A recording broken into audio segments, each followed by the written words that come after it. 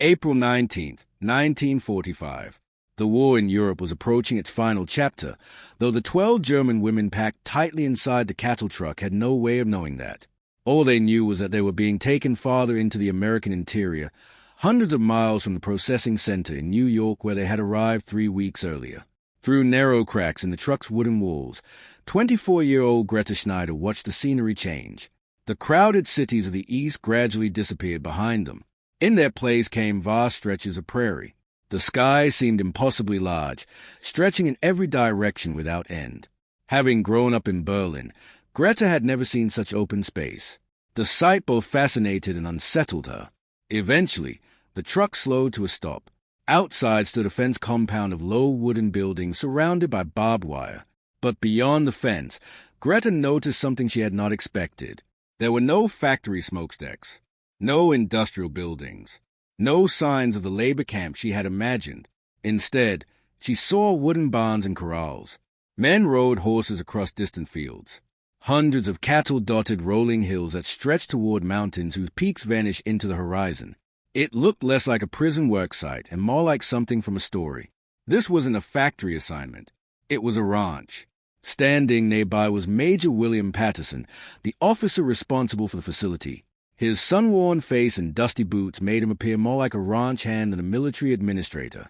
As the women climbed down from the truck, he studied them with an expression that seemed curious rather than hostile.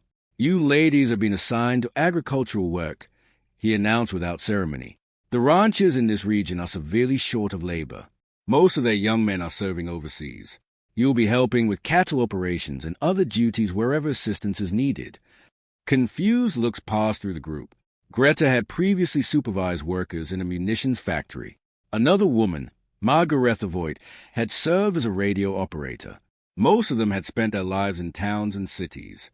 None knew the first thing about ranching. A younger prisoner named Ilsa cautiously raised her hand. "Sir," she said, "we do not know ranch work. We are city women." A faint trace of sympathy crossed Patterson's face. "You'll learn," he replied. "The ranchers aren't expecting experts. They need workers willing to help." He gestured toward the camp behind him. "You'll live here and be transported to your assigned ranches each day. Work will be 6 days a week, with Sundays off. Under Geneva Convention regulations, you'll receive a small wage for your labor." For a moment he hesitated, choosing his words carefully. "The ranch families around here are decent people. They agreed to accept German prisoners when they could have refused. I expect hard work and no trouble from any of you." With that, he turned and walked away to oversee the intake process. Greta remained standing for a moment, staring beyond the fences. Far off in the distance, riders guided cattle across a hillside. Even from where she stood, she sensed something different about them. They moved with an effortless confidence, sitting comfortably in their saddles as a horse and rider belonged together. There was a freedom in the way they crossed the open land, something Greta had not seen in years, and despite herself, she found it impossible to look away. There was something about the riders that Greta could not quite define. They carried themselves with a quiet confidence that felt completely different from anything she had known in Germany. The men she remembered from home often seemed rigid in their convictions, determined to control every situation and certain they were always right. These American cowboys appeared different. They looked comfortable with uncertainty, comfortable with the land, comfortable with themselves. At the time, Greta had no idea just how different their world truly was. The following morning arrived with a sharp wind that sliced through her thin prison uniform. Greta and 5 other women were loaded into the back of a pickup truck driven by a guard who appeared far more interested in his morning coffee than in keeping a close watch on his passengers. The journey lasted nearly 40 minutes. The road wound through an immense landscape that seemed almost empty. The vastness unsettled Greta. It wasn't exactly fair, but it was close. In Germany, no matter where you traveled, civilization always felt nearby. There were towns, roads, factories, villages. Hey, there seemed to be nothing but open land stretching endlessly in every direction. Eventually, the Double R Ranch came into view. At first, it appeared as little more than a cluster of buildings against the horizon. As they drew closer, Greta could make out a large ranch house, several barns, horse corrals, and an expanse of land so enormous she could scarcely comprehend it. Waiting near the largest barn stood Thomas Redding. He looked to be in his late 50s, with silver hair and eyes that seemed to quietly evaluate everything around him. His faded jeans, worn boots, and weathered hat suggested a lifetime spent outdoors. Beside him stood 3 younger ranch hands whose faces were partly hidden beneath the brims of their hats. As the women climbed from the truck, Redding stepped forward.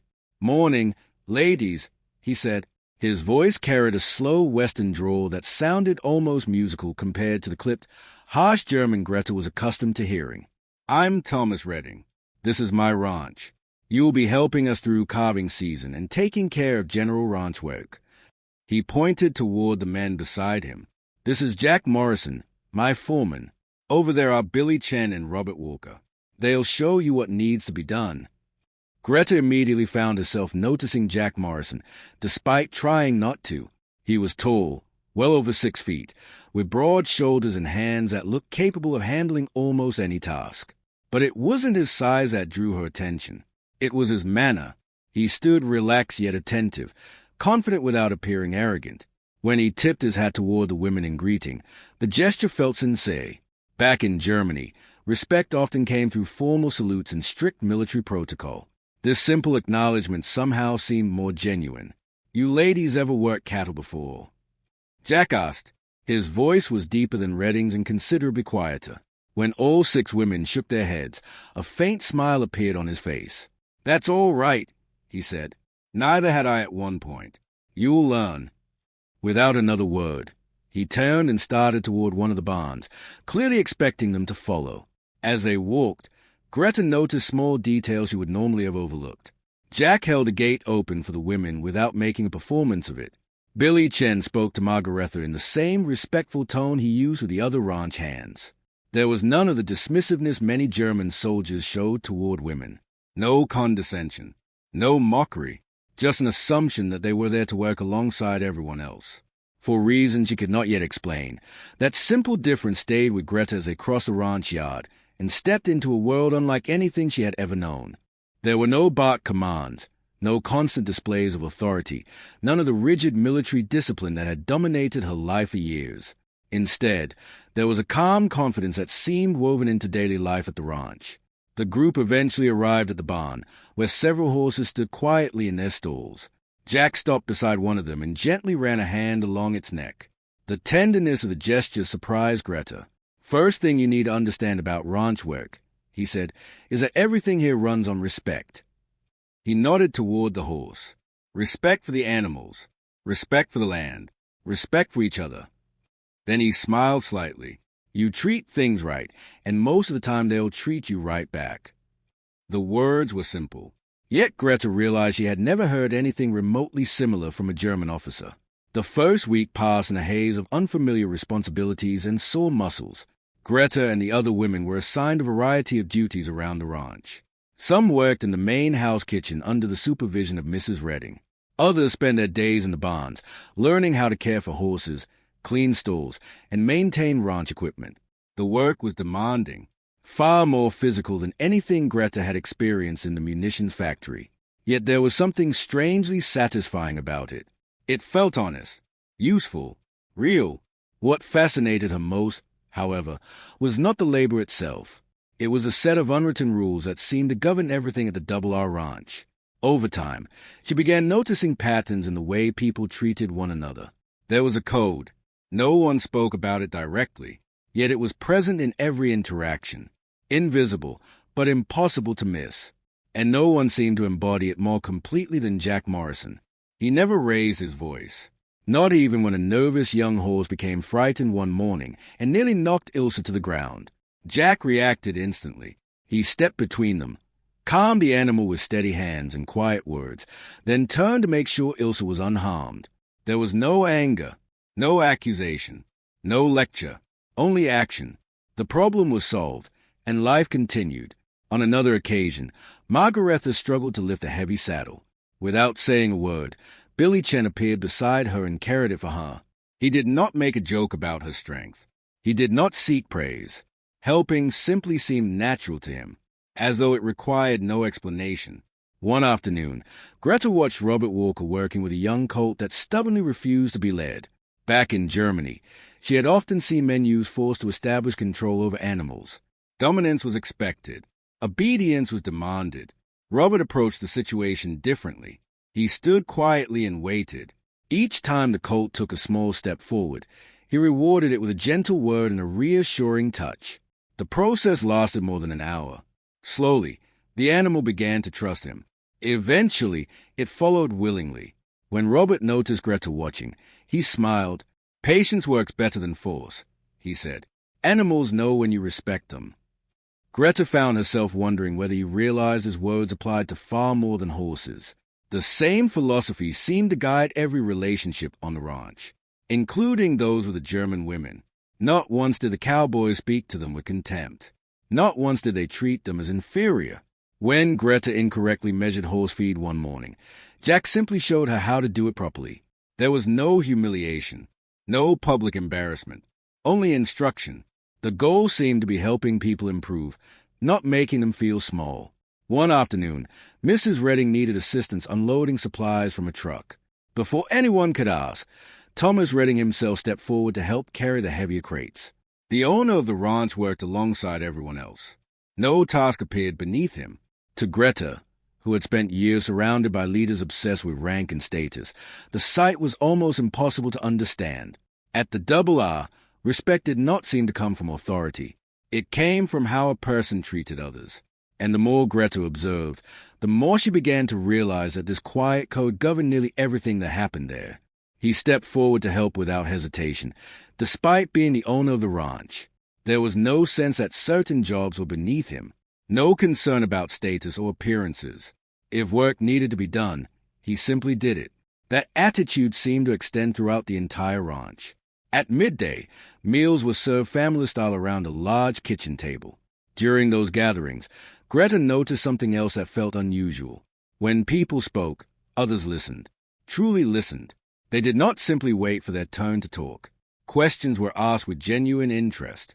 The ranch hands wanted to know about Germany, about the women's lives before the war, about their families and hometowns. The conversations felt more like neighbors getting acquainted than guards monitoring prisoners. Billy Chen often shared stories about his own family history. He spoke about his grandfather's journey from China and the challenges of building a new life in America. To Greta's surprise, he found similarities between his family's experience and the uncertainty the German women now faced. The comparison had never occurred to her. That evening, while walking back toward the camp compound, Margaretha finally voiced what many of them had been quietly noticing. "Have you realized," she said, "that they never try to make us feel foolish, even when we make mistakes?" Greta nodded immediately. She had noticed. She had noticed every detail, and she was beginning to understand that what made these American cowboys different had little to do with their physical strength. It had everything to do with how they chose to use it. By the third week, Greta's duties had shifted primarily to the ranch kitchen.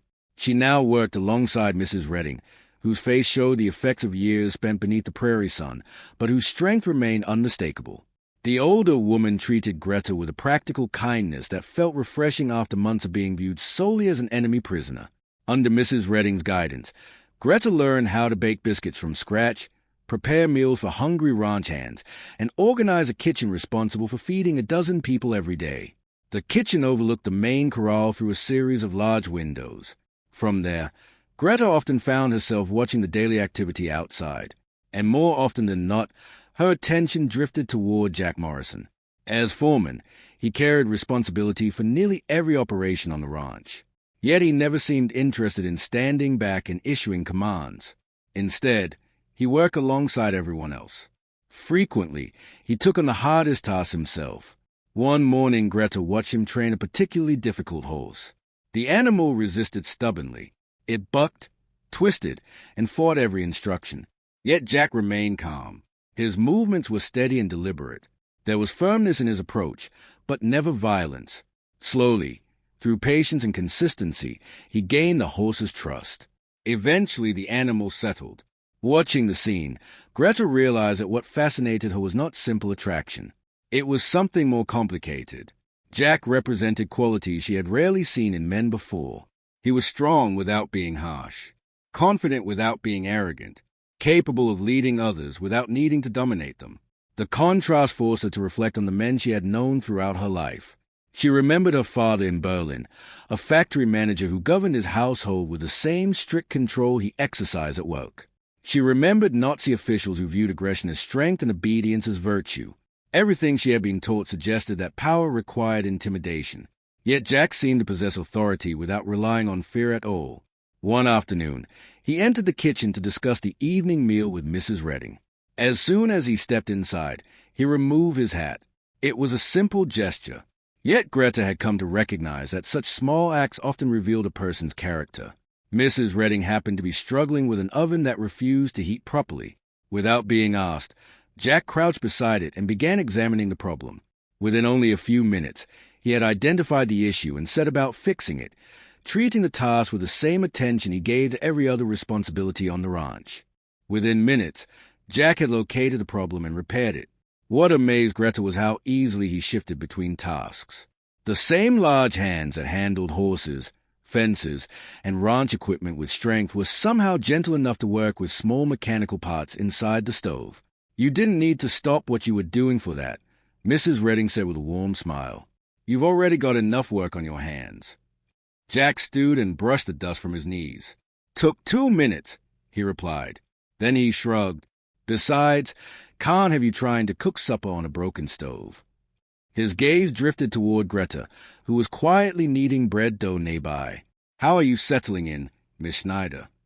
The question caught her completely off guard. In the 3 weeks she had been at the ranch, most of her interactions with Jack had been limited to work instructions and practical matters. This was the first time he had asked about her personally. "I am learning," she answered carefully in English. "Everything here is very different." A faint smile appeared on his face. "Different good or different bad?" Greta paused. She searched for the right words. "Different in ways I did not know were possible." The answer was true, though it barely scratched the surface of what she wanted to say. She wanted to explain that she had never imagined men could possess strength without cruelty, that authority did not have to be built upon fear, that respect could exist without submission. But her English vocabulary failed her, and perhaps the thoughts themselves were still too new to fully express.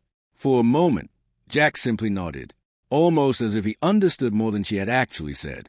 "Well," he replied, "if you ever need something, or if you have questions, just ask." Then he placed his hat back on his head and headed toward the door. Moments later he was gone. Greta watched him leave. Her hands remained buried in the dough, but her thoughts stayed fixed on a realization she was only beginning to understand.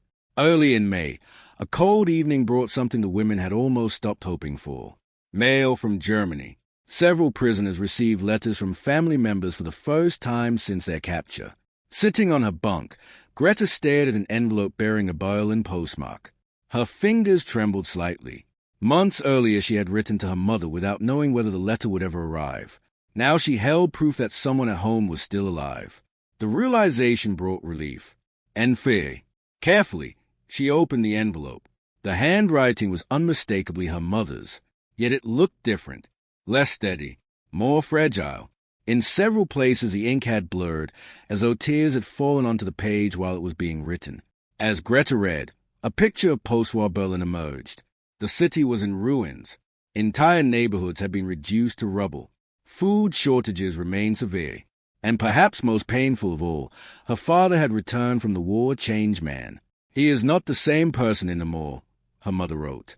"He spends most days sitting in silence. The factory where he worked is gone. There is no job to return to, no purpose to occupy his mind." The letter continued. "Sometimes he becomes angry over the smallest things. Then afterward he withdraws completely. Your brother tries to help, but so many of the men here are broken. Greta, they wander through the ruins like ghosts." Greta lowered the letter slowly. Across the barracks, similar conversations were unfolding. Margaretha sat with Ilse and another woman named Katrin, reading aloud from a letter she had received.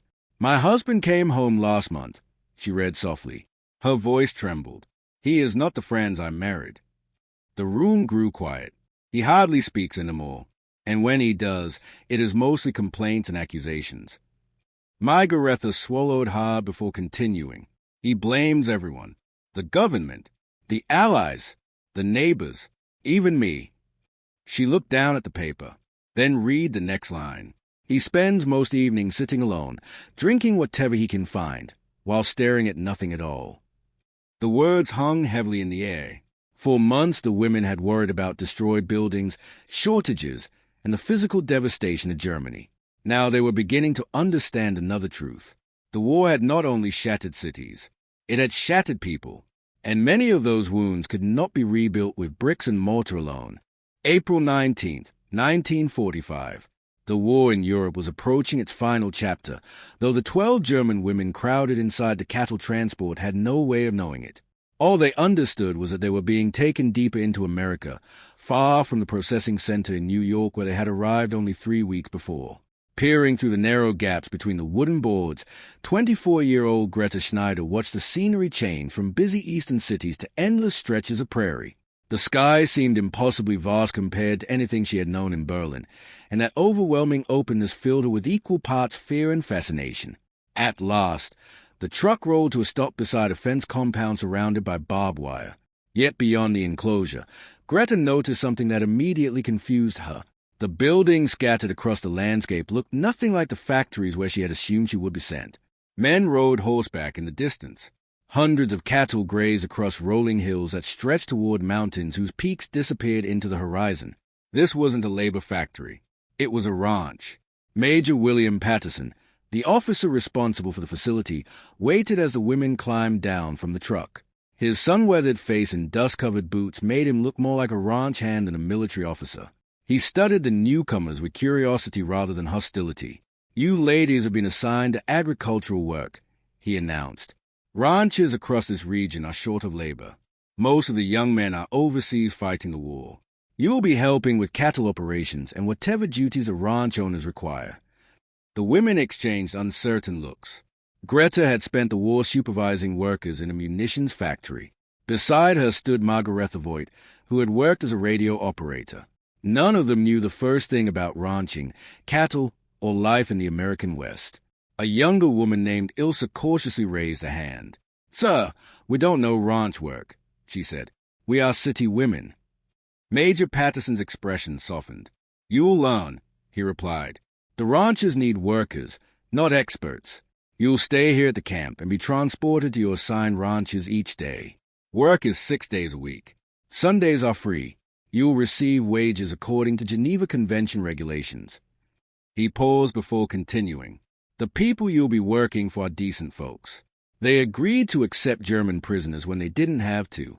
I expect hard work and no trouble from any of you." As he walked away to oversee processing, Greta looked once more toward the endless Montana landscape. Far away, riders guided cattle across a hillside. Even at a distance, something about them seemed different. The way they sat in the saddle, the effortless confidence in their movements, the freedom with which they crossed the land. She thought of the men she had known in Germany, rigid, disciplined, and obsessed with control. These American cowboys appeared to belong to an entirely different world. She had no idea just how different that world would turn out to be. The following morning arrived with a bitter wind that cut through Greta's thin prisoner uniform. She and 5 other women were loaded into the back of a pickup truck driven by a guard who seemed far more interested in his coffee than in watching his passengers. The drive lasted nearly 40 minutes. The road wound through land so vast and empty that Greta felt an unfamiliar tightness in her chest. It wasn't exactly fair, but it was close. In Germany, civilization was never far away.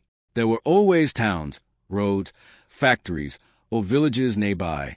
Hey, the landscape seemed endless. Eventually, the Double R Ranch emerged from the distance.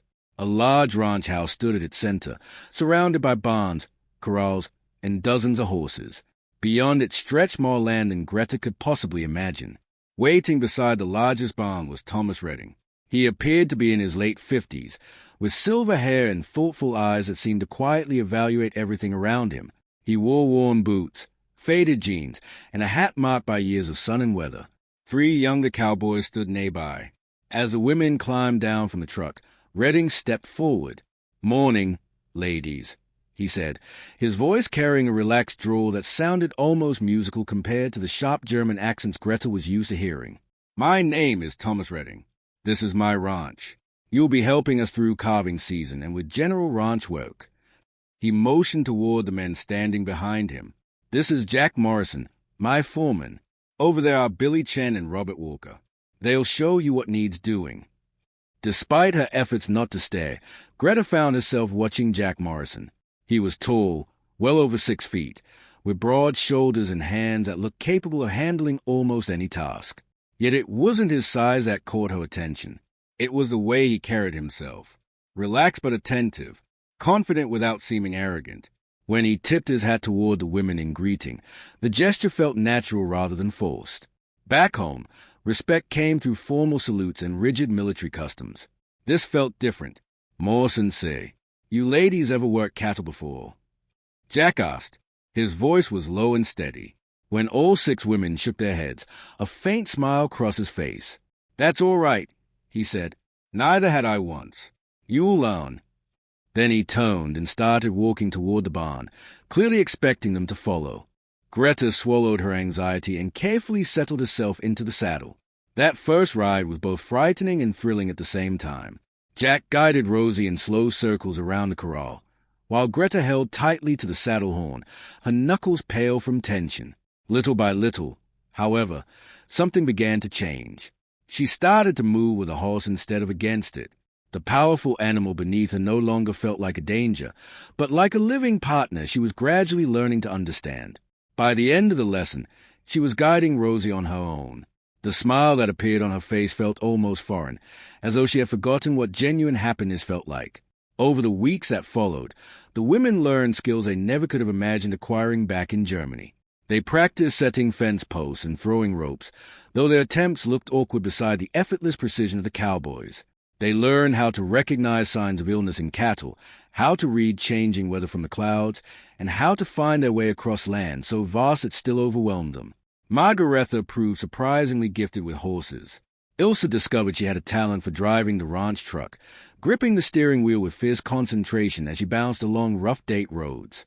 Yet what impressed Greta most was not what they were learning. It was how they were being taught. In Germany, instruction had always been accompanied by impatience. Mistakes invited criticism. Failure brought embarrassment. If you didn't understand immediately, you were made to feel inadequate. Hey, things were different. Jack would demonstrate a task once, allow her to try it herself, and when she inevitably made mistakes, he would simply explain it again. There was no irritation in his voice, no ridicule, just patience. When she finally succeeded, he would nod and say, "That's it. Oh, you're getting the hang of it." Simple words, but somehow more encouraging than any praise she had ever received before.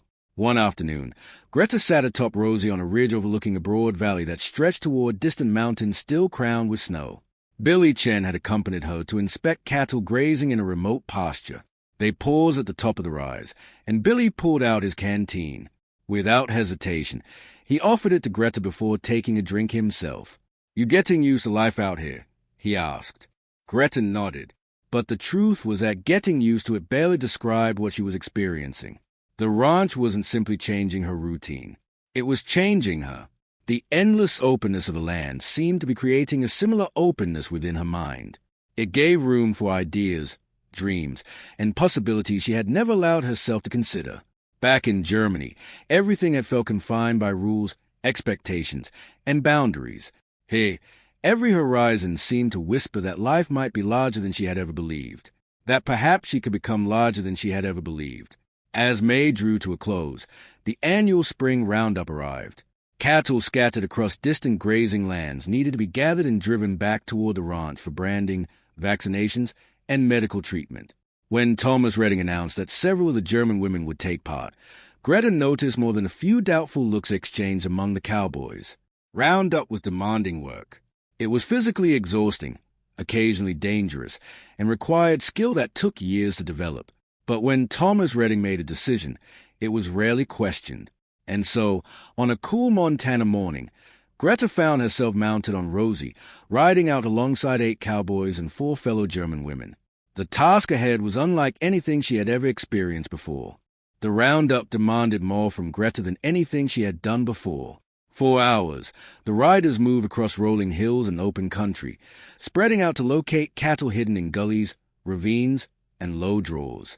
Jack Morrison directed the operation with calm confidence, using little more than hand signals and occasional brief instructions. Greta found herself watching him closely. He seemed to understand the land instinctively, predicting where cattle would drift and positioning riders accordingly. He guided the herd without forcing it, steering rather than controlling. It reminded her less of military leadership and more of someone conducting an orchestra, every movement working in harmony with the others. Her first true test came late in the morning. A young steer suddenly broke away from the herd and bolted toward a stretch of rocky terrain where it could easily injure itself. Without stopping to think, Greta kicked Rosie forward. Weeks of training took over. She vaguely heard Billy Chen calling encouragement from somewhere behind her, but her attention locked onto the fleeing animal and the pounding rhythm of Rosie's hooves beneath her. The world narrowed to motion, to speed, to instinct. Somehow, against all expectations, she managed to swing ahead of the steer and guide it back toward the main herd. When she finally returned, breathing heavily and flushed with adrenaline, Jack rode over beside her. "Good work," he said. The words were simple, but the approval in his eyes meant more than any lengthy compliment ever could. "You've got good instincts." For reasons Greta couldn't fully explain, that praise stayed with her for the rest of the day. The real emergency came shortly after noon. One of the prairie dog holes hidden in the grass caught Robert Walker's horse by surprise. The animal stumbled violently. Robert was thrown hard to the ground. Before anyone could react, trouble appeared from another direction. A bull that had drifted away from the herd suddenly charged toward the fallen cowboy. Robert tried to get to his feet, but the impact had clearly left him dazed. The bull was closing fast. More than 1,000 pounds of muscle, momentum, and anger. Greta never consciously decided what to do. She simply acted. Rosie responded instantly as Greta urged her forward. Racing toward the charging animal, she began shouting at the top of her lungs. She waved her hat wildly. Anything to distract the bull. Anything to pull its attention away from Robert. The animal turned. For one terrifying second, Greta thought she had succeeded too well. The bull lowered its head toward her. But Jack was already moving. His horse cut between Greta and the charging animal with remarkable speed. At the same moment, his rope flew through the air. The loop settled perfectly over the bull's horns. Billy Chen arrived from the opposite side seconds later. Working together, the two cowboys brought the animal under control, while others rushed Robert to safety. The danger passed as quickly as it had appeared, but the memory of it lingered. Later that afternoon, while the herd moved steadily toward the ranch, Robert guided his horse alongside Greta's. A bruise was already forming across his cheek, but he wore a broad smile. "You might have saved my life back there, Miss Schneider," he said. "I won't forget it." Greta wasn't sure how to respond. Before she could find the words, Jack rode past. "Neither will I," he said. He looked at her briefly. That took real courage. Then he continued ahead. Yet those few words stayed with her long after he was gone. Something had changed after that day. The difference was subtle, but impossible to miss. Before, the cowboys had viewed the German women as prisoners assigned to help around the ranch. Now, they looked at them differently, not as outsiders, not as enemy nationals, but as ranch hands who had earned their place through hard work and determination, people who had proven themselves when it counted. The roundup continued for another 3 days. Because the cattle were so far from the ranch headquarters, the crew camped overnight in the distant pastures rather than returning home each evening. For the German women, it was an entirely new experience. They slept beneath a sky filled with stars so bright and numerous that they almost looked unreal. They ate simple meals cooked over open campfires. And for the first time, they spent long evenings alongside the cowboys without the formal separation and rigid structure that always existed back at the prison camp. Out there on the open range, surrounded by endless prairie and distant mountains, the barriers between captors and prisoners seemed to fade a little more with each passing day. The usual barriers that existed back at the camp seemed far away out on the open range. After sunset on the first evening, the crew gathered around a crackling campfire. Mrs. Redding's daughter, who had joined the roundup as camp cook, moved among them pouring cups of coffee so strong it could peel paint from a fence post. The cattle had settled for the night, with 2 riders assigned to keep watch in rotating shifts. Everyone else relaxed into the comfortable atmosphere that comes after a long day of hard work shared together. It was Billy Chen who started the evening's conversation. Leaning back near the fire, he began telling the story of his grandfather's arrival in California during the 1880s. "He came here with almost nothing," Billy said, the firelight dancing across his face. Just the clothes he was wearing and the determination to make something of himself. He smiled slightly. People told him he didn't belong, said he should go back where he came from. But he kept working anyway, kept proving himself. Eventually, even the folks who disliked him had to respect what he'd accomplished. The others listened quietly. Then Robert Walker shared a story of his own. "My grandfather was born a slave," he said. "After the Civil War, he was free but had absolutely nothing. He started out as a ranch hand down in Texas, learned everything he could, worked every chance he got, eventually saved enough to buy a small piece of land of his own." Robert poked at the fire with a stick. "He taught my father that being a man wasn't about where you started or what people thought of you. It was about what you built with your own hands and how you treated others while doing it." For a moment, the fire crackled in silence. Then, unexpectedly, Jack Morrison spoke. Because he rarely talked about himself, everyone turned to listen. "My father died when I was 12, he said quietly. The fire reflected in his eyes as he stared into the flames. "He left my mother with 4 children and a farm that was barely hanging on." He paused. "I watched her work herself nearly to exhaustion, just try and keep food on the table. As soon as I was old enough, I left to find ranch work and sent every dollar I could spare back home." His voice remained calm, but Greta sensed the weight behind the words. "That experience taught me something," he continued. "Real strength isn't about controlling people. It's about taking care of the people who rely on you." The statement lingered in the air. Then Thomas Redding added his own thoughts. "This country was built by people who came from somewhere else," he said, looking directly toward the German women seated around the fire. "People who wanted the opportunity to prove themselves. People who didn't want someone else deciding what they could or couldn't become." He glanced around the circle.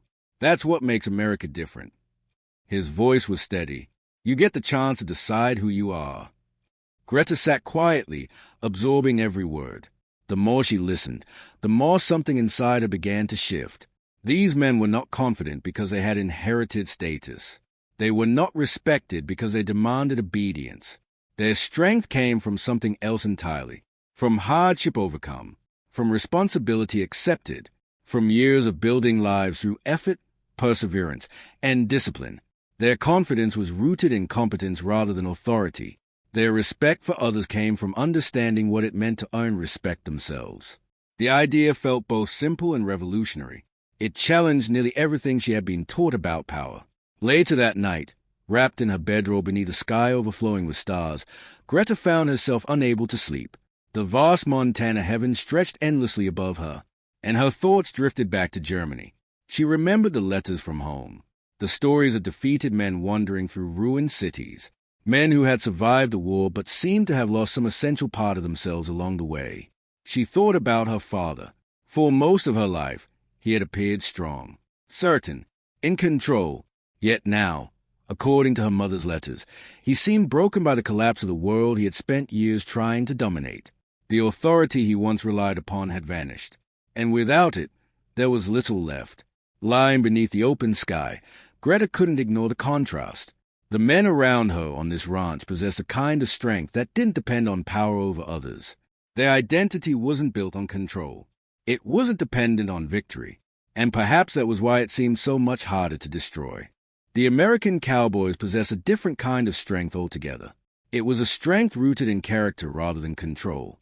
And unlike the kind Greta had known before, it did not seem to shatter when circumstances changed. By the middle of June, the nearby town of Clearwater was preparing for its annual summer dance at the community hall. One evening, Thomas Redding mentioned the event during supper. Then he surprised everyone. "I think the German women ought to come along," he said. The suggestion produced mixed reactions around the table. Some of the ranch hands immediately approved. Others exchanged uncertain glances. No one knew how the townspeople would react. After all, many local families had sons, brothers, and husbands still serving overseas. Major Patterson initially hesitated when the proposal reached him. In the end, however, he agreed under strict conditions. The women would travel under guard. They would wear identification showing they were prisoners of war. And if any trouble arose, they would leave immediately. Greta wasn't convinced she wanted to attend. The idea of walking into a room full of Americans filled her with anxiety. What if they hated her? What if they saw only an enemy? What if they blamed her for everything the war had taken from them? But Margaretha eventually persuaded her. "When else will we get a chance to see ordinary American life?" she asked. Then she smiled. "Besides, hiding forever isn't much of a plan." The community hall turned out to be a modest wooden building decorated with colorful paper streamers and hanging lanterns. Music floated out through the open doors. Inside, a live band played songs Greta had never heard before, yet she found herself tapping her foot to the rhythm almost immediately. For a brief moment, she forgot her nervousness. Then she stepped inside, and the room went silent. Conversation stopped. Heads turned. Every eye seemed to settle on the German women. Greta felt the weight of those stares instantly. Some faces showed curiosity. Others displayed uncertainty. A few carried unmistakable hostility. The atmosphere tightened. For several uncomfortable seconds, nobody moved. Then Jack Morrison stepped forward. Removing his hat, he approached Margaretha. "Would you care to dance?" he asked. The simple gesture shattered the tension. It was as if a window had suddenly been opened in a stuffy room. If Jack Morrison, the most respected foreman in the area, was willing to dance with a German prisoner, then perhaps others could reconsider their assumptions as well.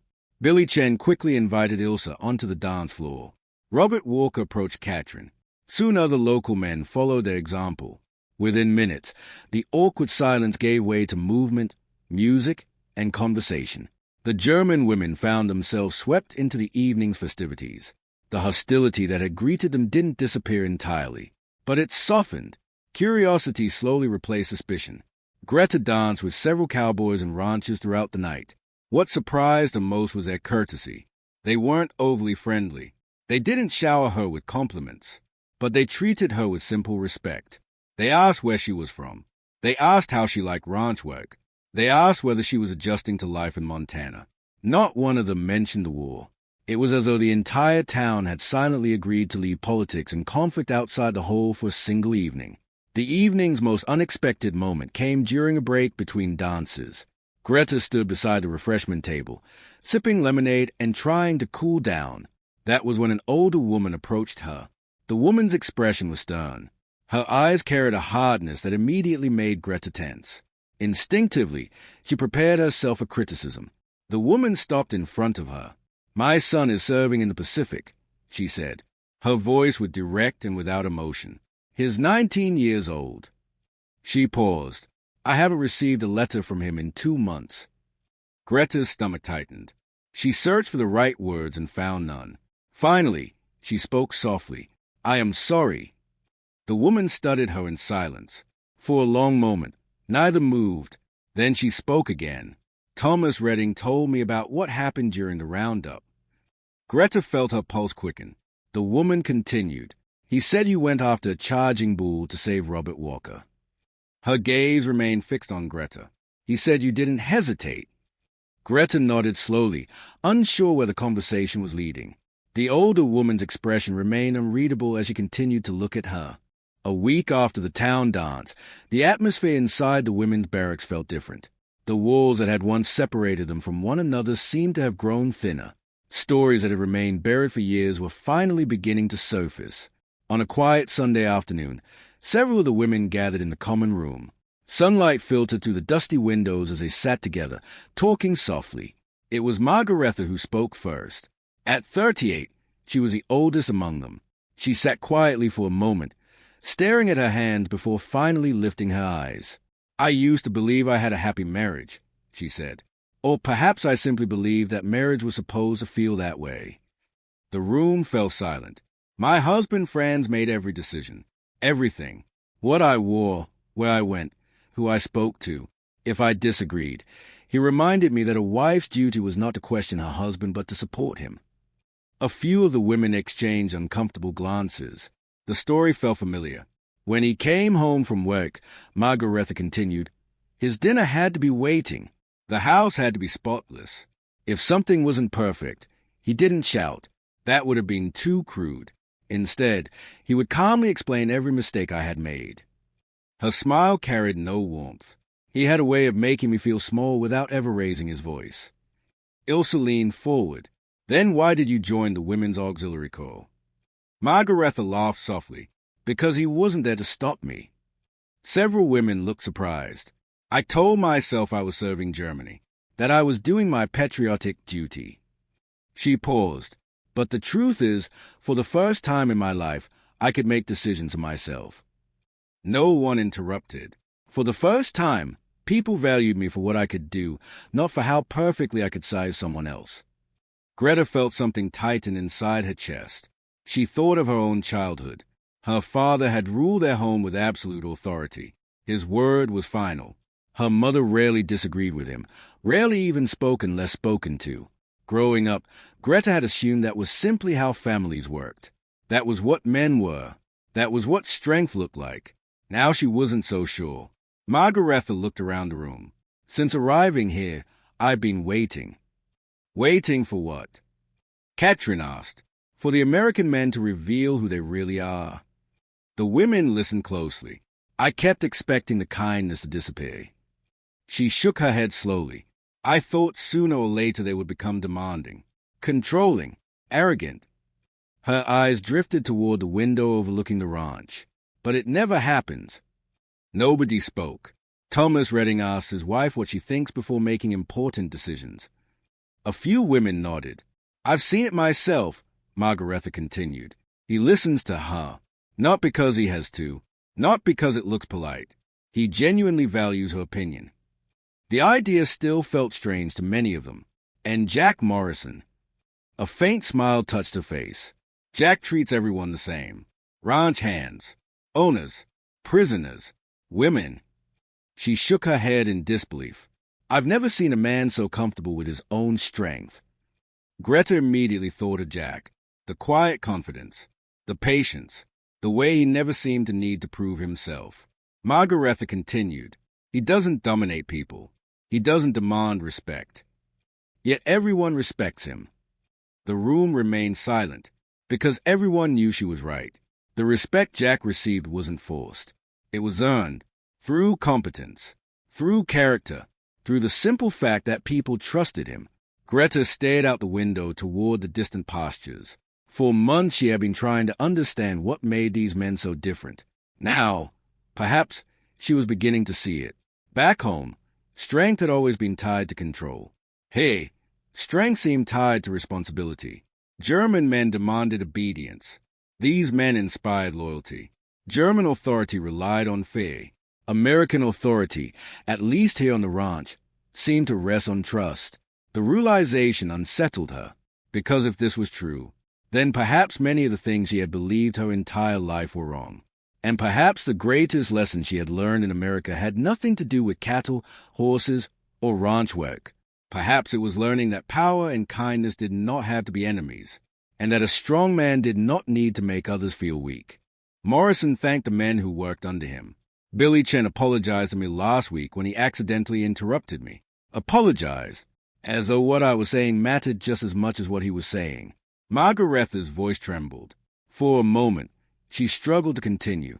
I spent 15 years believing that a man's authority over his wife was natural, that it was simply the way the world worked. She looked around the room. And now I see men who are respected, capable leaders, men who are genuinely strong, and they don't need to make anyone feel small in order to feel important. The room remained quiet. They don't need to control everyone around them to feel secure. Greta reached across the space between them and gently squeezed Margaretha's hand. We were taught that domination was strength, she said softly. Maybe it never was. Several women looked toward her. Greta stared out the window for a moment before continuing. Maybe truly strong people don't need to prove their strength every day. Her voice dropped almost to a whisper. Maybe only weak people do. No one argued, because deep down, all of them had begun arriving at the same conclusion. August arrived carrying news that changed the world. Japan had surrendered.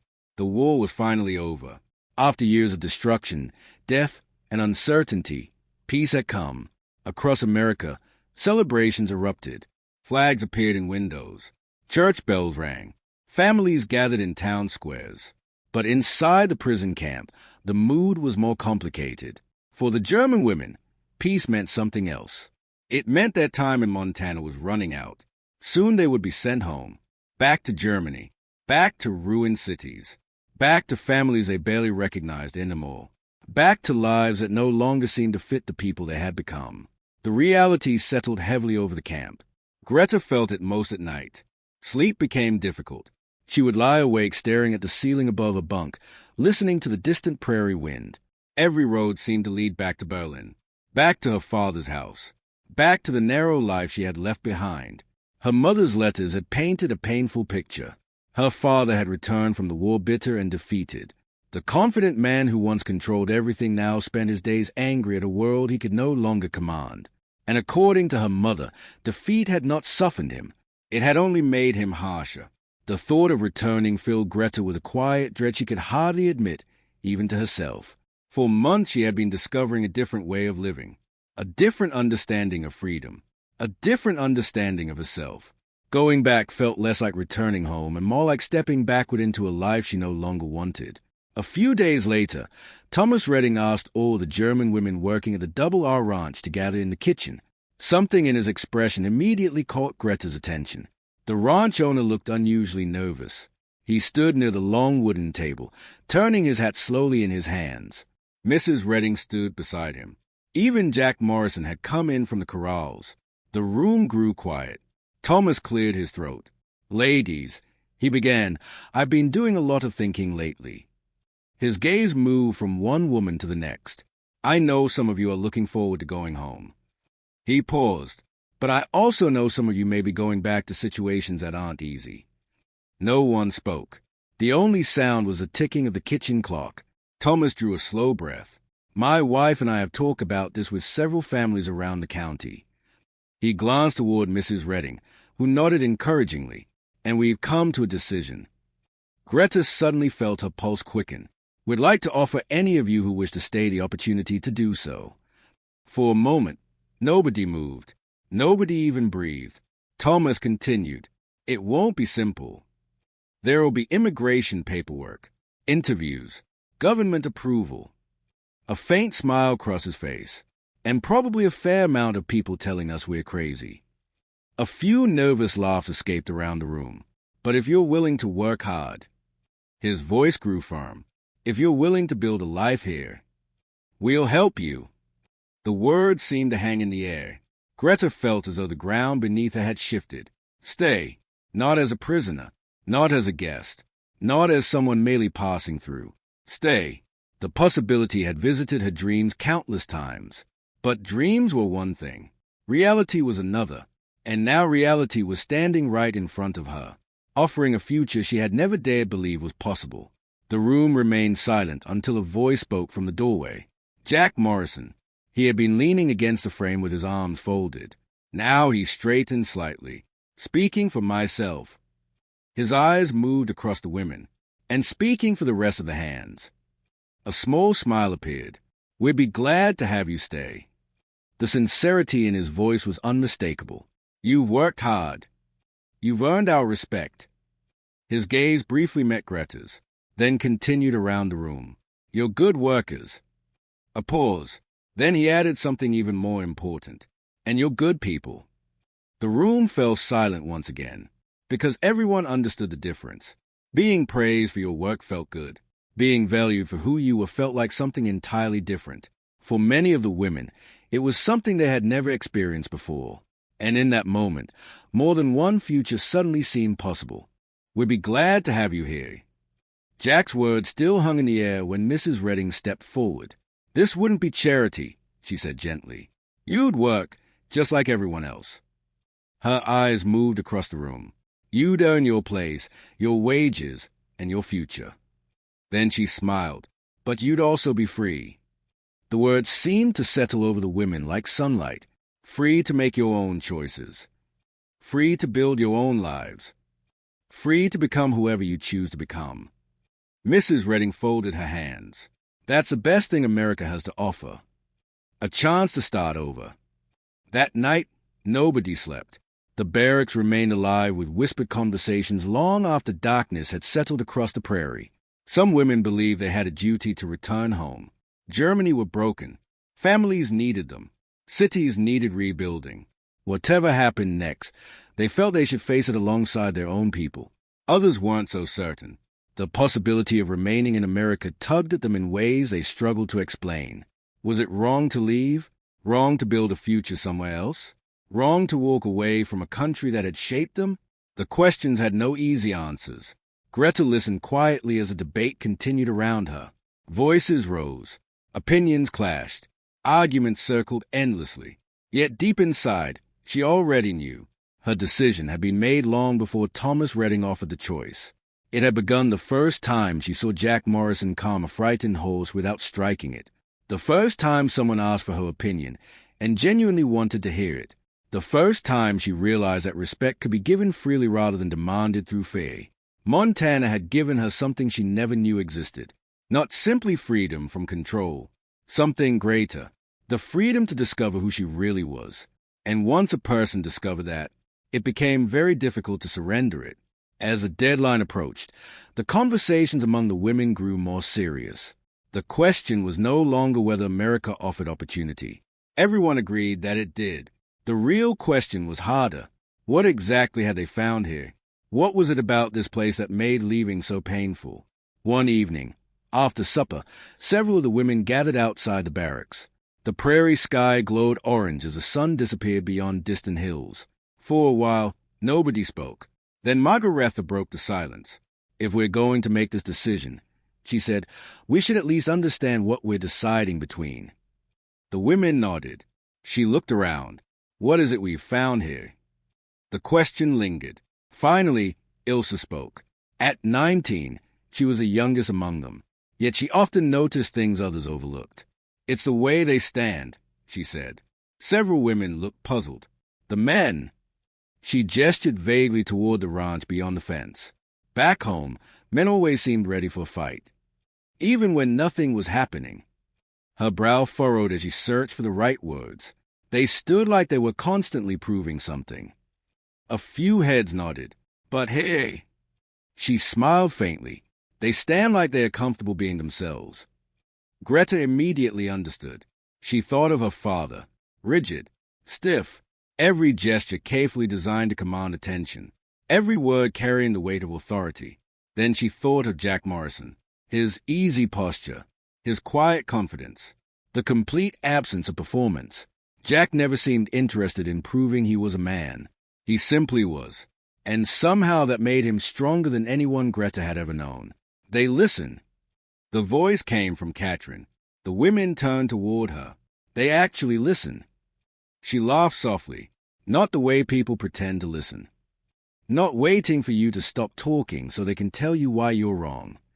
Real amusement crossed several faces, because they knew exactly what she meant. Margaretha shook her head. "Franz never let me finish a sentence." The words came out quietly. If I started expressing an opinion, he interrupted almost immediately. She looked down at her hands. He'd explained what I really meant. A bitter smile touched her lips. Or why I was mistaken. The women exchanged knowing glances. How many times had they experienced the same thing?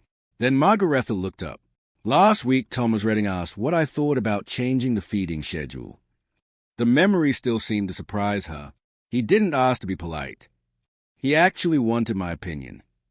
And when I answered, her voice softened. He listened. "And when they are wrong," Sophie added, "they admit it." A ripple of laughter moved through the group. Sophie smiled. Billy Chen miscalculated the feed order last week. Several women remembered the incident. He looked at the numbers, realized his mistake, and simply said, "Well, I got that wrong." She shook her head. No excuses. No anger. No blaming someone else. He just fixed the problem and moved on. The idea sounded almost revolutionary. Back home, mistakes often became battles. Pride mattered more than truth. Being right mattered more than solving problems. Hey, competence seemed more important than ego. The conversation continued deep into the evening. Each woman contributed another piece of the puzzle. Another observation, another realization. Slowly, a picture began to emerge. The Cowboys weren't extraordinary because they were stronger than other men. They weren't respected because they demanded obedience. They weren't leaders because they intimidated people. They were respected because they were dependable, trusted because they were honest, strong because they didn't need to prove it. They treated women as capable human beings rather than possessions. They valued work more than status, character more than authority, responsibility more than control. And perhaps most surprising of all, they seemed completely secure in themselves. They didn't need to make anyone else feel smaller in order to feel important. As darkness settled across the prairie, Greta looked toward the distant lights of the WWII ranch. For the first time, she understood what had changed inside her. It wasn't America. It wasn't Montana. It wasn't even the ranch. It was a discovery that an entirely different way of living existed. And now that she had seen it, she could never pretend it wasn't real. For a while, the conversation continued. Each woman added another observation, another small piece of understanding, until finally Greta spoke. And when she did, the others immediately fell silent, because they sensed she was reaching something deeper, something beneath all the other differences they had discussed. I think it's because they believe they can shape their own future. The words came slowly at first. Thoughtfully, Greta stared toward the fading horizon. Every story they tell is the same in one important way. The others listen carefully. They talk about people who decided to become something. Not because they were born into it. Not because someone gave it to them. But because they chose it. Her voice grew steadier. And then they worked for it. The prairie wind moved softly through the grass outside. Greta continued. In Germany, life always felt decided before it began. A few women nodded. You were your father's daughter, your husband's wife, your family's social position, the role the state assigned to you. She paused. Choice existed, but only inside very narrow walls. Her eyes lifted.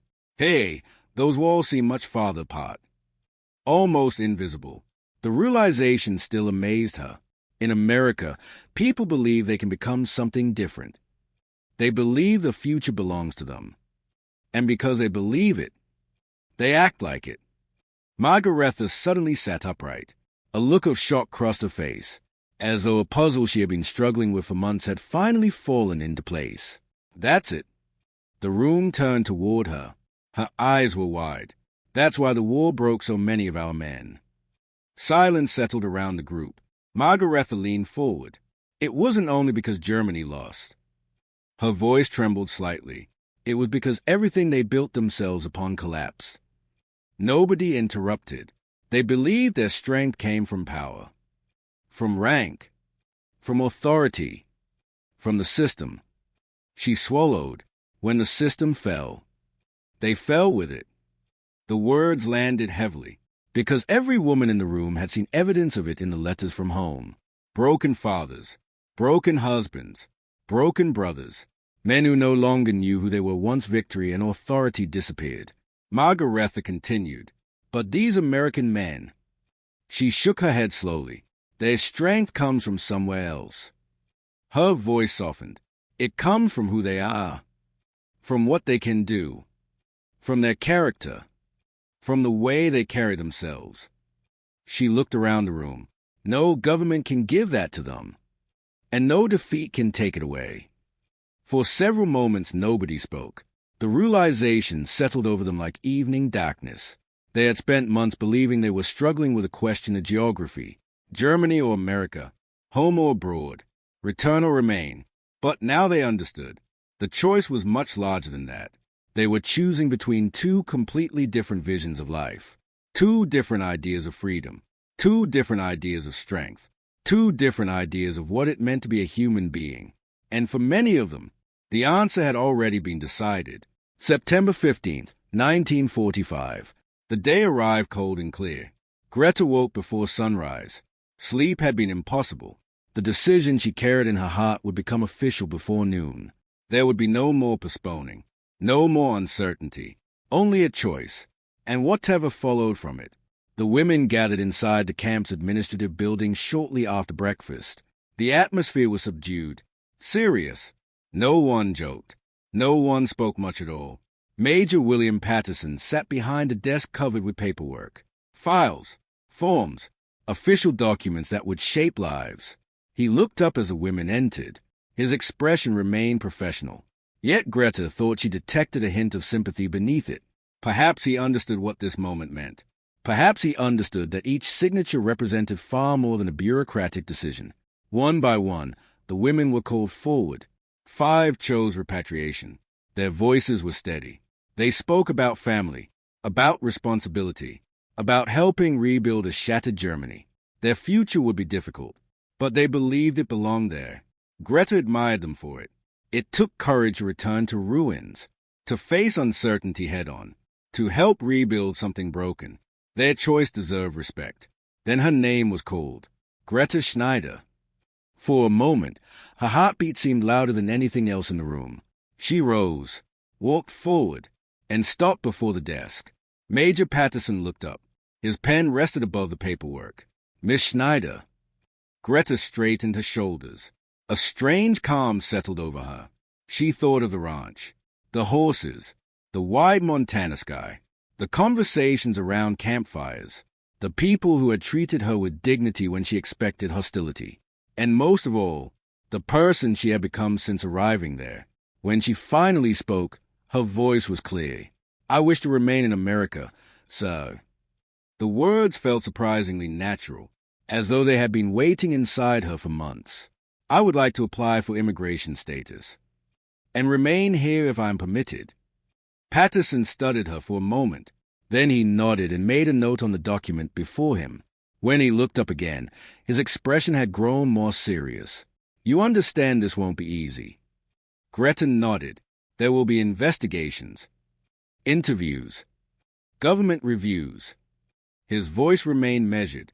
Some people will object to former German prisoners staying in the United States. Another pause. This process could take years. The room was completely silent, and there is absolutely no guarantee of approval. Greta drew a slow breath, then met his eyes without hesitation, because for the first time in her life, she wasn't choosing the safest path.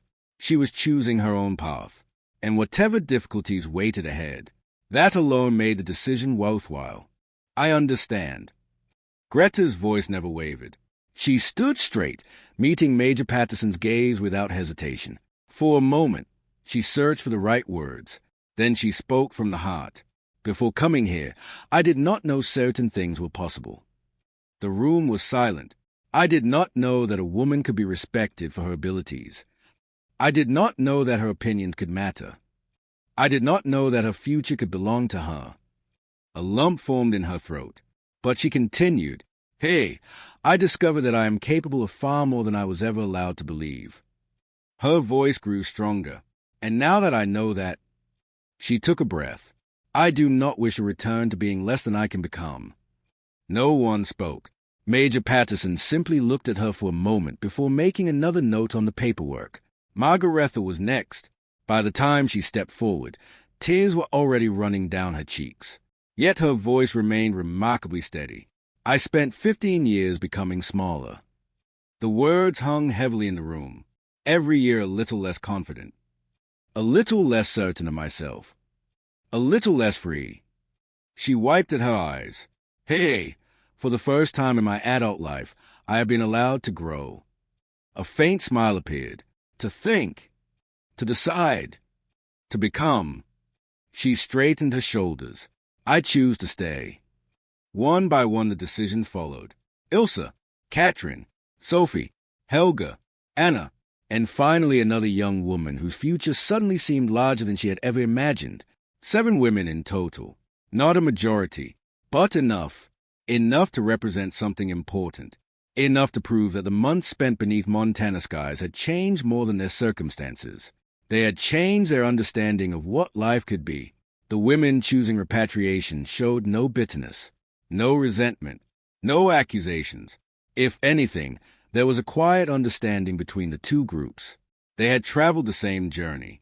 They were simply choosing different destinations. Elizabeth spoke for many of them. She stood before the others and smiled sadly. We understand. Her eyes moved from face to face. We know why you're staying." The room was silent. A soft laugh escaped her. "Part of me wishes I had your courage." Several women lowered their eyes.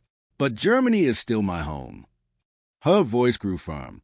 "Broken or not, someone has to help rebuild it." She paused, then added something that brought tears to more than one pair of eyes. "Maybe we can bring back what we learned here." A small smile touched her lips. "Maybe we can show German men that strength doesn't have to look the way it used to." For a moment, nobody trusted themselves to speak. Later that afternoon, several trucks rolled into the camp. Greta recognized them immediately. Double R Ranch. Thomas Redding climbed out first. Jack Morrison followed, along with several other ranch owners from the surrounding area. They carried folders, documents, official forms, prepared plans. The sight struck Greta deeply. These men hadn't made a spontaneous offer. They had been preparing for this, thinking ahead, believing in the women's futures before the women fully believed in them themselves. Thomas met with Major Patterson while paperwork was exchanged. Meanwhile, Jack crossed the yard toward Greta. His hat sat low against the afternoon sun. When he stopped in front of her, she noticed a familiar calm in his expression, the same steady confidence that had first caught her attention months earlier. "I've got some good news." Greta felt her heart skip. Jack handed her a document. "The Henderson family has offered you a room." He nodded toward town. "Mrs. Henderson teaches at the local school. She says she'd enjoy having company." Greta stared at the paper in her hands. It felt unreal. A home. An actual home. Not a barracks. Not a temporary assignment. A place to belong. Jack continued, "And Thomas wants you to stay on at the ranch as long as you want the work." The words hit harder than she expected, not because of the job, but because of what the offer represented. Trust, respect, a future. For a moment, Greta struggled to speak. Finally, she looked up. Jack was watching her quietly. Then he said something she would remember for the rest of her life. "You earned this chance, Miss Schneider." His voice was firm. "No one gave it to you." A pause. "Don't let anyone tell you otherwise." Greta felt tears gathering in her eyes, because deep down, part of her still feared she didn't deserve any of it. The opportunity, the kindness, the future. Jack seemed to sense a doubt before she voiced it, and with a single sentence, he swept it aside. The story spread faster than anyone expected. Within days, newspapers across Montana were reporting it. 7 former German prisoners had chosen to remain in America rather than return home. The decision sparked immediate debate. The Clearwater Gazette devoted its front page to the story. Soon editorials and letters began arriving from across the region. Some were overwhelmingly supportive. A local pastor wrote passionately about forgiveness and redemption. Several ranchers submitted testimonials describing the women's work ethic and character. Community leaders praised the willingness of local families to offer opportunity rather than punishment. And then there was Martha Walker, Robert's mother, the same woman who had once approached Greta at the summer dance. She wrote a letter describing the day Greta had risked her life to save her son during the roundup. Her words carried weight. People listened, but not everyone approved. Far from it. Some responses were angry, even furious. One letter demanded, "Why should enemy prisoners be rewarded while American families bury their dead?" Another writer accused the women of avoiding responsibility, of taking the easy road, of choosing comfort over loyalty. The debate grew louder with each passing week, and Greta quickly realized something important. Winning acceptance would not end with one decision. The real challenge was only beginning, because choosing America was one thing. Proving she belonged there would be the work of an entire lifetime. By November 1945, the 7 German women were no longer classified as prisoners of war. Their status had been changed to displaced persons with temporary work permits. Full citizenship remained years away, but for the first time since the war began, their futures belonged to them. Greta moved into the Henderson family's home, where she quickly found something she had never expected, a mentor. Mrs. Henderson was a school teacher with a sharp mind and a generous heart. Rather than treating Greta as a former enemy, she treated her as a young woman with potential. She filled the house with books, encouraged thoughtful conversations, and challenged Greta to continue learning. "You've spent enough of your life being told what to think. Mrs. Henderson said one evening while handing her a worn history book. "Now it's time to decide for yourself." Those words stayed with Greta. Her English improved rapidly. Each new word felt like another door opening. She read newspapers, history books, and novels. She learned about American government, philosophy, and the complicated ideals upon which the country had been built. For the first time in her life, she felt free to question ideas rather than simply accept them. At the WWII ranch, life settled into a steady rhythm. She was no longer a prisoner assigned to labor. She was an employee, paid fairly for her work and respected for her abilities. The distinction mattered more than she could have imagined. When she rode across the Montana plains now, she no longer felt like an outsider passing through someone else's world. She felt like she belonged there. The transformation wasn't sudden. There were difficult days. Some people still viewed the German women with suspicion. Some never forgave them for where they came from. Others believed they should have returned home instead of building new lives in America. But Greta had learned something important from the Cowboys of Montana. You could not control what others thought of you. You could only control the way you lived. And so she worked hard. She showed up before sunrise. She kept her word. She treated people with the same respect she had been shown. Slowly, resistance faded. Trust replaced suspicion. Friendships replaced distance. And somewhere along the way, the life she had once imagined for herself in Berlin began to feel like a story that belonged to someone else. One cold December evening, as snow drifted across the ranch yard, Greta stood outside the barn watching the last light disappear beyond the mountains. Jack Morrison joined her, his hands tucked into his coat pockets. For a while, neither spoke. Finally, Jack glanced toward the horizon and said quietly, "Any regrets?" Greta thought about the ruins of Berlin. She thought about the frightened young woman who had arrived in Montana months earlier, convinced her future had already been decided for her. Then she looked across the ranch. The horses in their stalls, the lights glowing warmly from the main house, the vast open country stretching into the darkness. "No," she answered. For perhaps the first time in her entire life, the answer came without hesitation. No regrets at all. New opportunities soon followed. As Greta's English improved, she began working part-time as a translator for the county, helping officials process documents for displaced persons arriving from war-torn Europe. The work was meaningful. Every family she assisted reminded her how fragile life could become and how important a second chance was. She continued working at the WWII ranch on weekends and during busy seasons. To her own surprise, she loved it.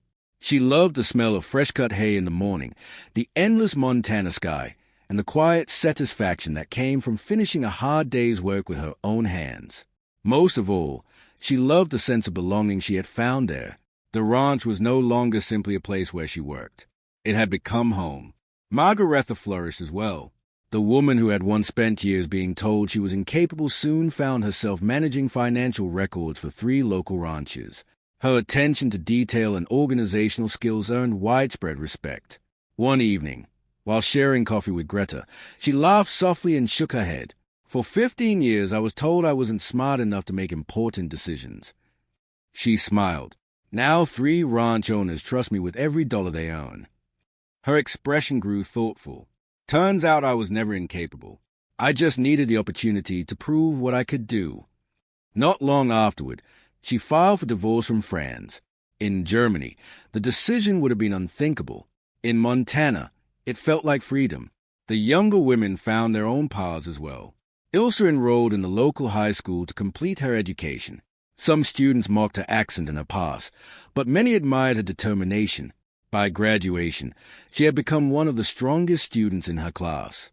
Katrin began training as a nurse at the local hospital. Sophie opened a small seamstress shop whose reputation for quality work soon attracted customers from neighboring towns. Each woman built a life that would have seemed impossible only a few years earlier. Yet the most unexpected change came from a direction Greta never anticipated. Jack Morrison.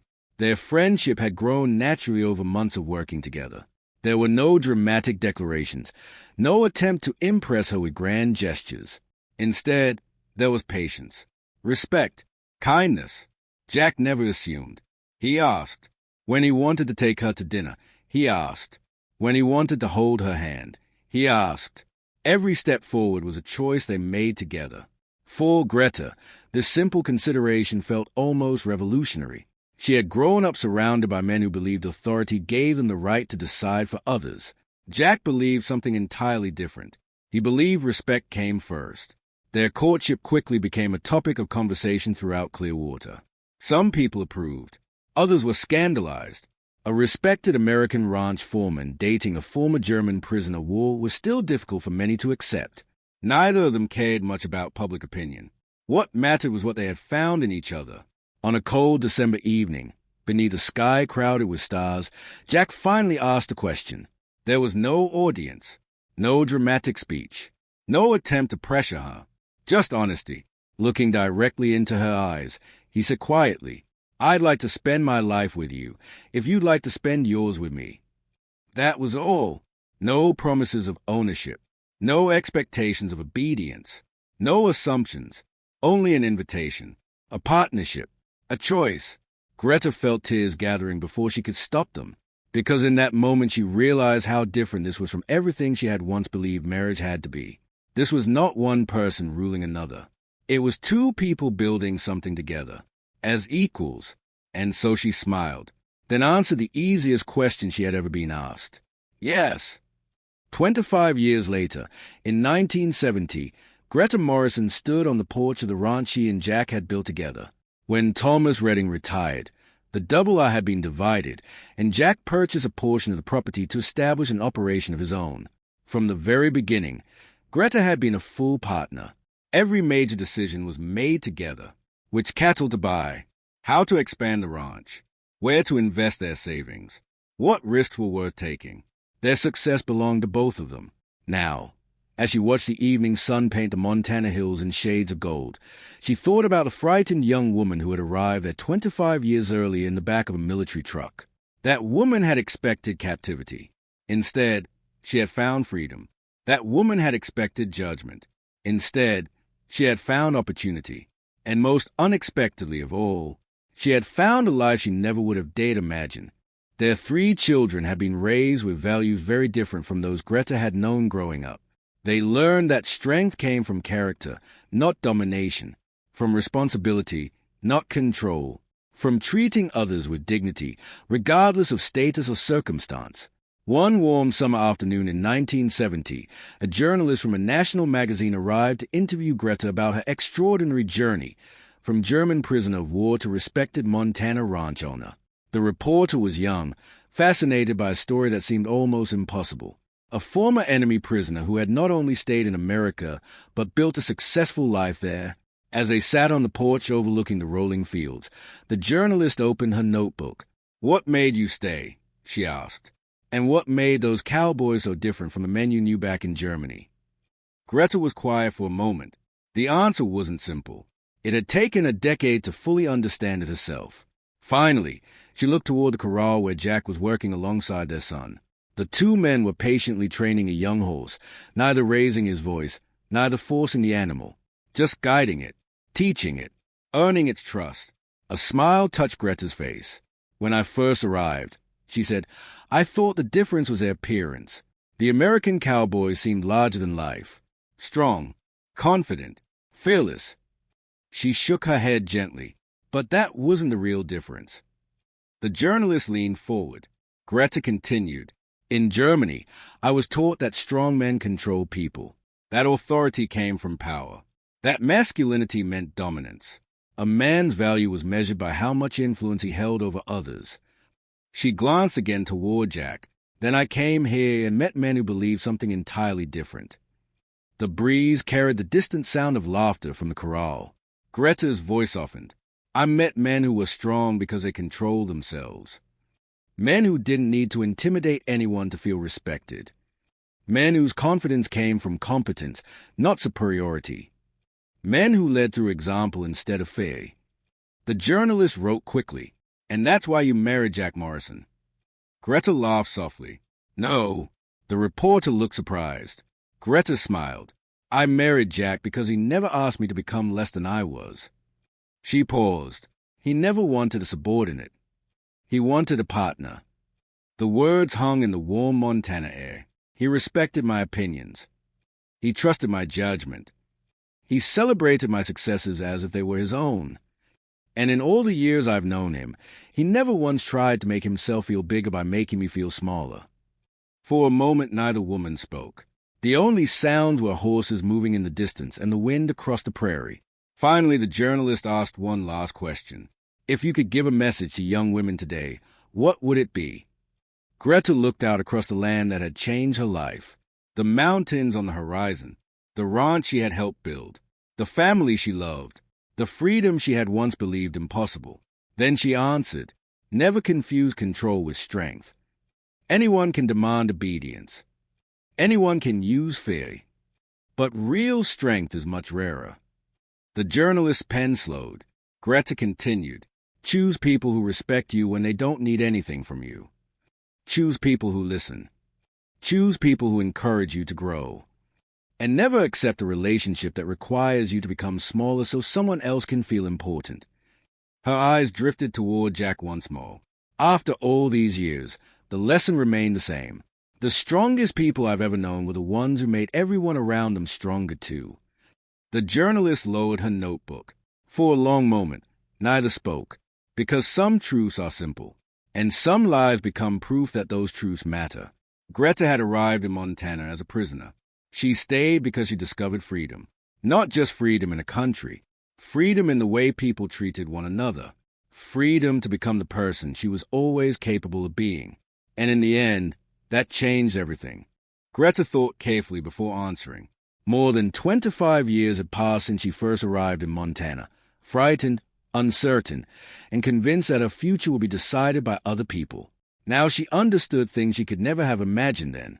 Know your worth, she said at last. The journalist looked up from her notebook. Greta's voice was calm, but carried the weight of experience. Never allow anyone to convince you that becoming smaller is the price of being loved. She paused. For the first 24 years of my life, I believed that was normal. I believed women were supposed to make themselves less visible, less ambitious, less independent so the men around them could feel important. A gentle smile crossed her face. Then I came to Montana. The wind rustled across the prairie grass, and I discovered something remarkable. She looked toward the ranch where generations of a family had built a life together. I discovered that truly strong people aren't threatened by the strength of others. They don't fear capable women. They don't need obedience to feel respected. They don't demand that someone shrink so they can appear larger. The journalist wrote quietly. Greta continued, the strongest men I have ever known were the ones who encouraged others to grow. The ones who opened doors instead of building walls. The ones who measured themselves by their character rather than by how much control they had over other people. The reporter slowly lowered her pen. It was clear she had found the answer she was looking for. A few minutes later, the interview ended. As a young journalist drove away down the date road, Greta remained on the porch, watching the dust trail disappear into the distance. Then she saw Jack. He was walking back from the corral, his hat pulled low against the afternoon sun. His stride was steady and familiar. 25 years earlier, she had looked at him and seen everything that seemed different about America. Now she simply saw her husband, her partner, her closest friend, the man who had stood beside her through every triumph and every hardship, not because he led her, not because he controlled her, but because they had walked the road together. Side by side, Greta smiled as Jack climbed the porch steps. For a moment, she thought about the frightened young woman who had arrived in Montana as a prisoner of war all those years ago. That woman had believed strength was measured by power. She had believed authority came from dominance. She had believed freedom belonged only to certain people. Life had taught her otherwise. Real strength was character. Real confidence was humility. Real leadership was service. And real love was giving another person the freedom to become everything they were capable of being. Jack reached the porch and took her hand.